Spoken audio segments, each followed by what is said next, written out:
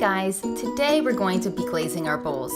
There's really three main things you need to know. The first is don't glaze the bottom of the bowl. I can't put it in the kiln until the bottom of the bowl is clean. Second is the glaze color changes. It changes color and becomes its true color once it's been fired in the kiln, and then it stays that color forever. The third thing is you cannot cross-contaminate the colors of glazes. That means don't put your dirty brush from one color into another. You can emphasize the texture on your bowl when glazing or not. I'm going to show you how to do both things. So if you like the look of the bowl on the right, where you just see pretty much like a solid coat of paint, all you're going to need to do is just paint the glaze on as if it were normal paint. But you need to use 2 to 3 coats or layers of glaze. That means you paint on the first coat, and then you let it dry, and then you paint on the second coat. So for this example right now, I'm going to be using 2 colors. I'm going to use yellow and pink. And first I'm painting on 1 coat of yellow where I want the yellow glaze to show. When glazing, you want to paint on a pretty thick, heavy layer of glaze. Don't be stingy with the glaze. A full, thick layer counts as 1 coat.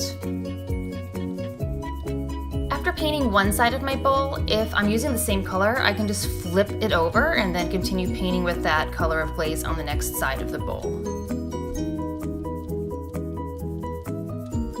Once the glaze is dry, then you're ready for your second coat. So still using yellow, the same color, I'm going to now paint over the dry glaze again with the same color of glaze. That is my second coat, and that means the parts that I painted with yellow glaze are now complete.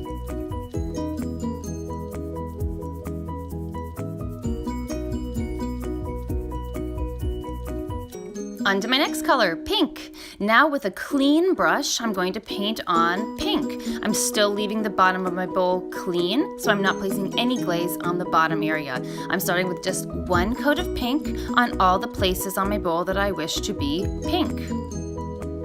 I flip over my bowl and do the other side whenever I'm ready. And when I'm finished with 1 coat of pink, I will let it dry and then start my second coat. Sometimes between coats you have to wait a couple minutes and just let the bowl dry. You can try to fan it a bit, maybe just sit and talk to a friend for a couple minutes, but just let it dry before doing your second coat. You'll see the color change and become more matte when it's dry. Okay, here's my second coat of pink. Again, I'm painting everything pink a second time with the same color of glaze. Painting a second coat of glaze makes sure that you not only cover everything, but you get enough glaze on that the glaze is not translucent, meaning you won't see your brush strokes. Great, this bowl is now complete. I can wash my paintbrush, close up my glaze, and I'm finished. If you don't like this option for glazing, you could choose something else. You could choose to emphasize the texture on your bowl. To do that, you're going to use a sponge and you're just going to place the glaze on the raised surfaces of the bowl. This will show off all the beautiful coil texture that you created. Emphasizing texture does require 2 steps. First, you have to sponge on glaze to show off the texture, and then you're going to place on a clear coat. So here I'm sponging on glaze. I'm using a dark blue glaze to show off the texture. And I would recommend always using a dark color when trying to do this. So dark blue, black, anything darker.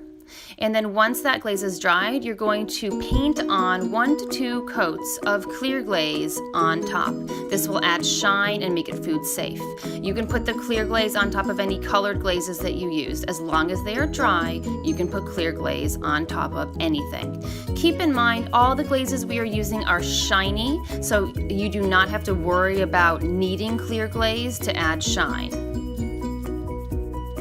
And of course, just a reminder, our number 1 rule, don't glaze the bottom of your bowl. If by chance you get any glaze on the bottom by accident, you must wipe it off with a paper towel or sponge.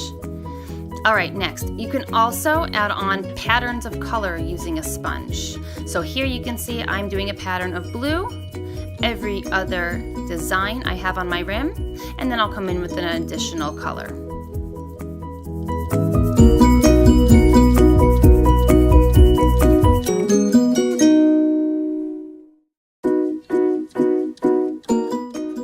you're not sure about the look of this, or if you have already placed alphabet letters in your bowl, you might be more interested in the next technique I'm going to show you.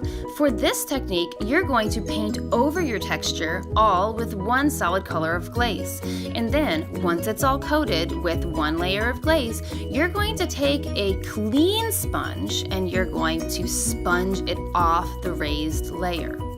You can see this will reveal the white clay body underneath the glaze. So you'll have the glaze color sticking into the cracks, and you'll have the white clay showing through the raised areas.